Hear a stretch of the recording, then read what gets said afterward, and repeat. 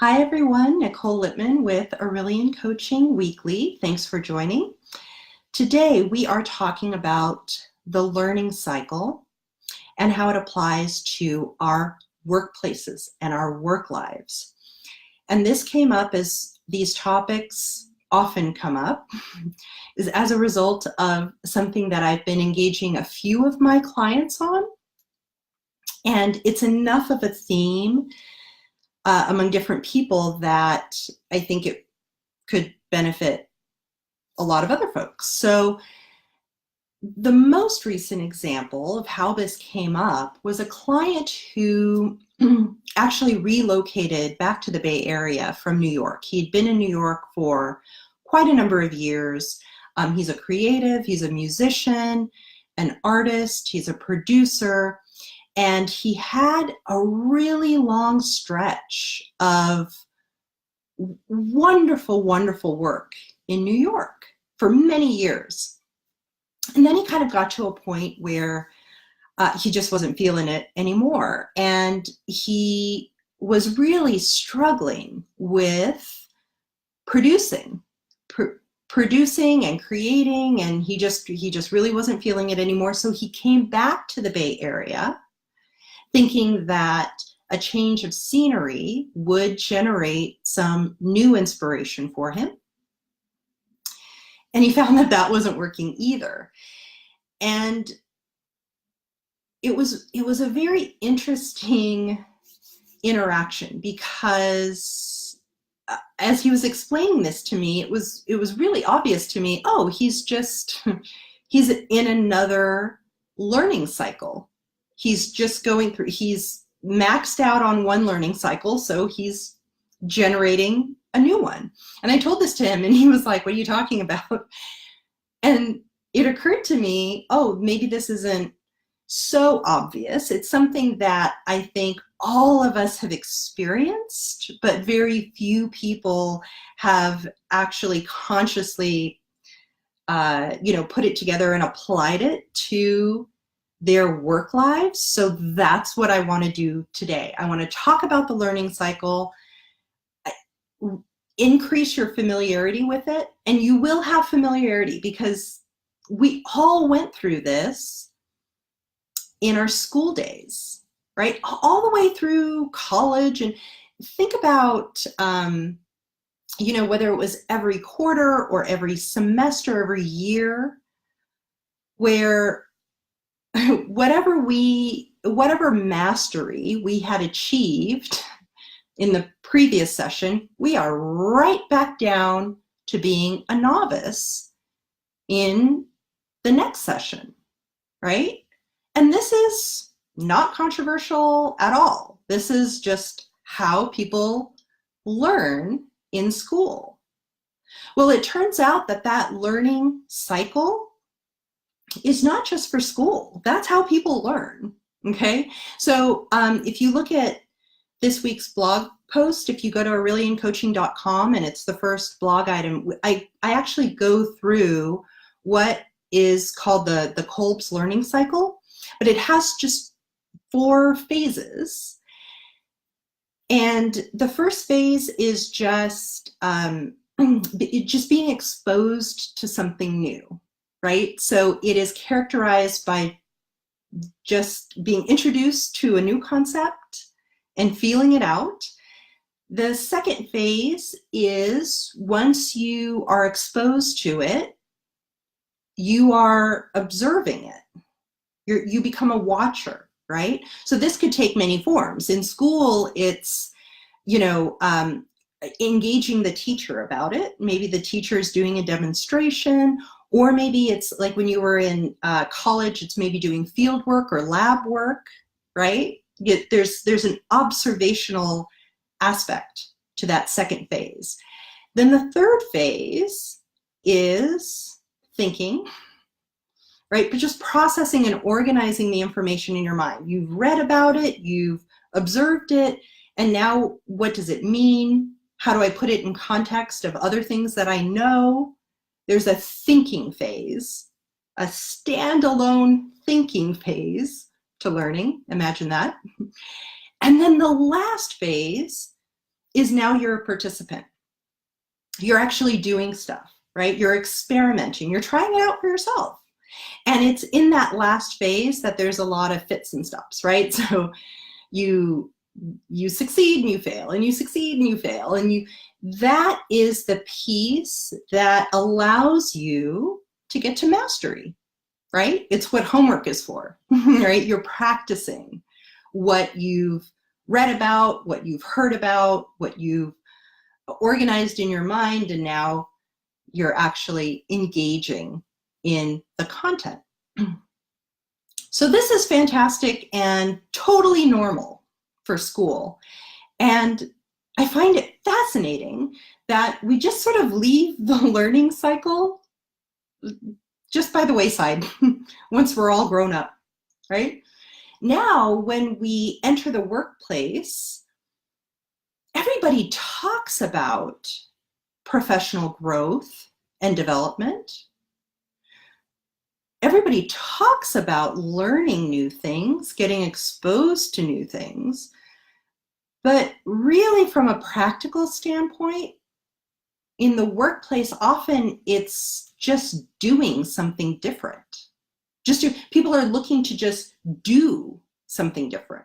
Well, doing is just the last piece of the entire learning cycle. So it's really hard to just jump to doing something new without having gone through the other phases of the learning cycle, right? So even people who are coming to me and saying, I feel really stuck in my job, I'm not getting any professional growth or development opportunities, I've kind of lost, like I've done everything that I could do here, people come to me and talk about things in lots of different ways. They characterize their situation with different words. But a common theme that's threading throughout all these stories is that these wonderfully smart, talented individuals are coming off of a mastery phase of the learning cycle. And when you come off of a mastery phase, the next phase is you're a novice again.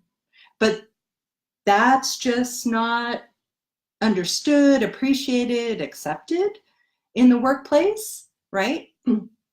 Once you come off a mastery phase, the idea is to just go do something else and very quickly master that other thing without having a full scope of all the phases that you may need to go through. So another way of characterizing that feeling of mastery is what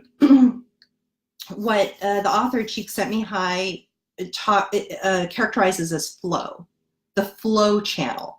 Like when you feel like you're in flow, that is the best feeling. And people talk about being in flow, certainly at work, but with hobbies and other things that they have going on in their lives, that they're always chasing flow. And what flow is this perfect balance between the challenge that you're facing and your skill level, right?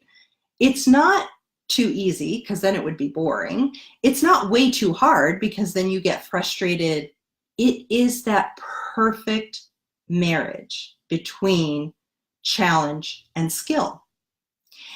And this is where people are starting to achieve mastery. And what Csikszentmihalyi talks about is flow is not this forever. It's not like you achieve flow and once you achieve it, you're home free, right?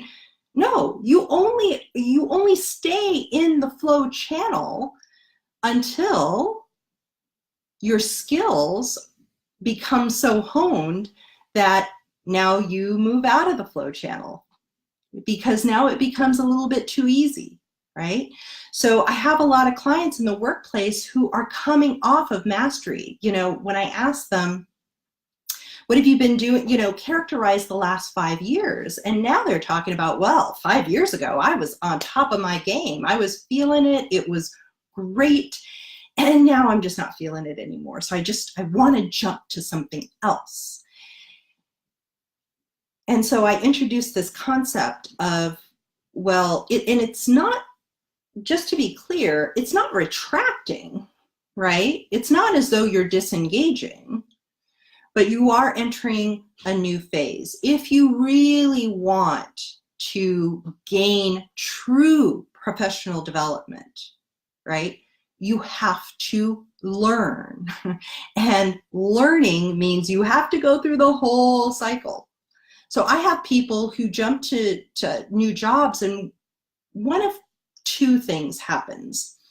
Either in their new job, they may not recognize it, they may not call it this, but as part of the job, they are actually going through all phases of the learning cycle, right? Which is, you know, being introduced to something, being an observer, thinking and organizing the information, and then being a participant, right? So have you ever heard of these jobs where it's like, first day on the job, you're not doing anything. You gotta sit here, you gotta read all this stuff. You gotta get up to speed, you gotta research, and then once you've read everything, now you're gonna shadow this person. You're gonna observe, right? And then you have to organize it somehow, right? You have to put it together, whether it's notes or something else that kind of demonstrates that you have processed and understand the information and can apply it. And then, okay, now go ahead and lead your project, right? For people who jump to a new job and experience that cycle, well, their job satisfaction is through the roof. They're super excited because they're being allowed to fully embrace that learning process, and they are equipped, best equipped to actually achieve mastery again. Now, some people jump to a new job and they're super frustrated. They're doing different things. They are absolutely doing different things than they did in their last job, but it doesn't fix anything, right? Because they have not had the opportunity to go through all the phases of the learning cycle. So they're not actually learning and growing. They're just doing something different, okay? So that's what I told my last client. I was like, oh, you're just entering a new learning cycle. And he was like, what are you talking about? And I was like, well, you know, you've come off of this great, you know, period of mastery and producing and creating beautiful things that you're so proud of, and engaging in your community and doing all this beautiful networking and collaboration. And now you're not feeling it. Well, you're not feeling it. And you know, what he talked about was inspiration. I'm looking for inspiration. Well, I said, maybe just put yourself in a different mindset. You are now in the position, again, of a novice. Whatever you've mastered about your craft, you now need to go into learning mode. You have to humble yourself and engage with other creators and put yourself in the mode of, what can I read? Who can I talk to? What can I learn, right? And kind of relieve yourself of the burden of producing and creating until you get to those phases in the cycle again. And I think this is true for creatives. I think it's true for accountants, right? So if you're doing field work, if you're doing office work, whatever it is, this learning cycle, this learning process doesn't just magically go away because we're grown-ups, right? The process that we went through in school is absolutely valid for when we are in our jobs, in our careers, and we're looking for professional growth. So this is what I want you to keep in mind. There are a couple of caveats to this.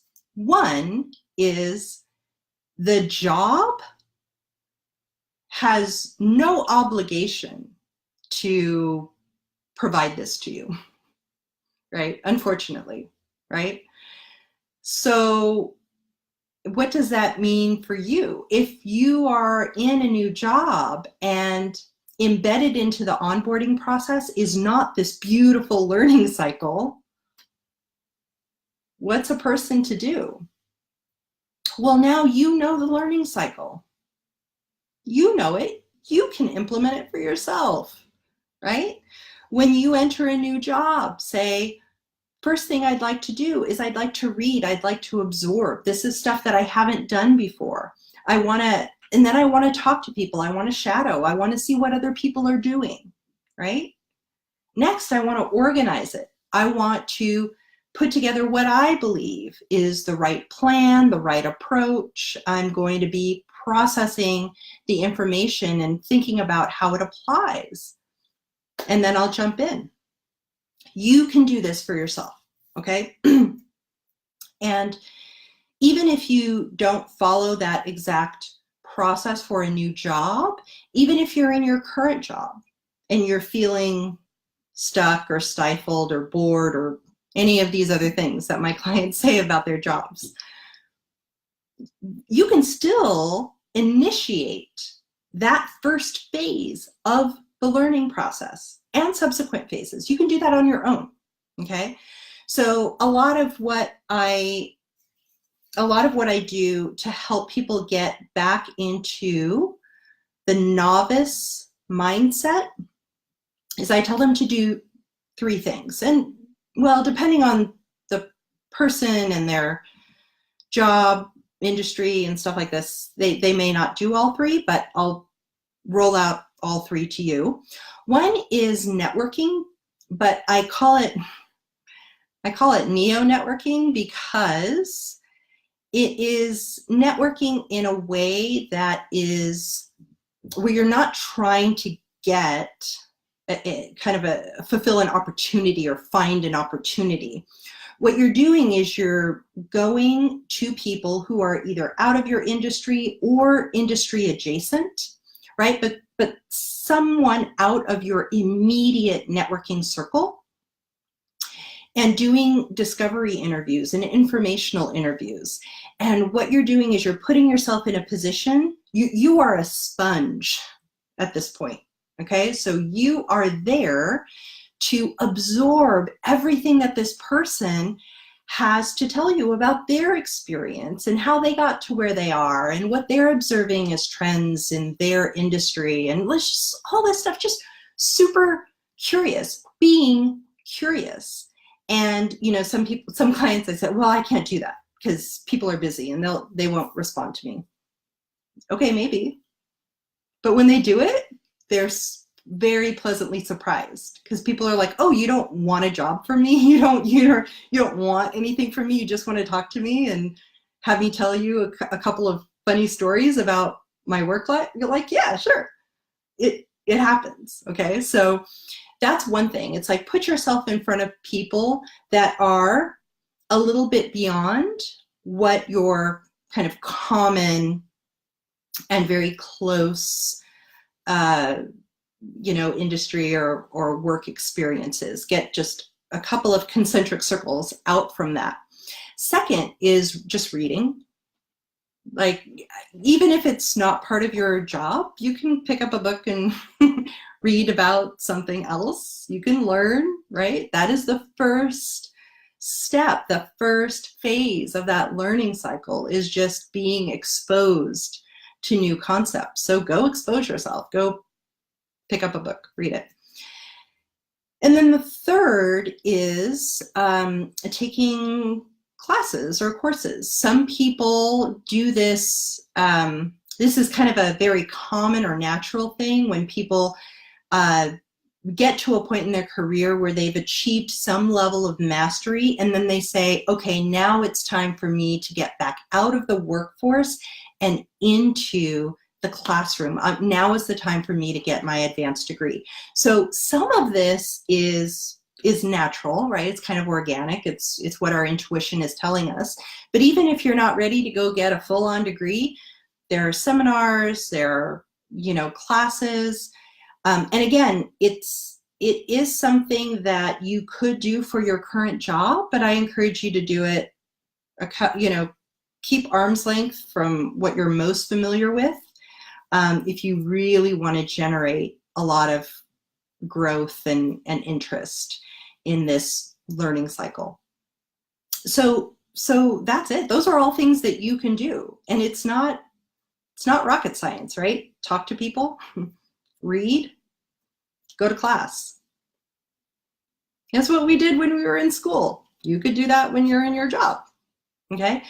So the learning cycle, Kolb's learning cycle, aureliancoaching.com. If you want to read up on that, and if you want to join the Skill Masters group, you can sign up at the top of aureliancoaching.com. You'll get an email and a tool to kind of practice these concepts, 1 email a week. So that's free if you want to join.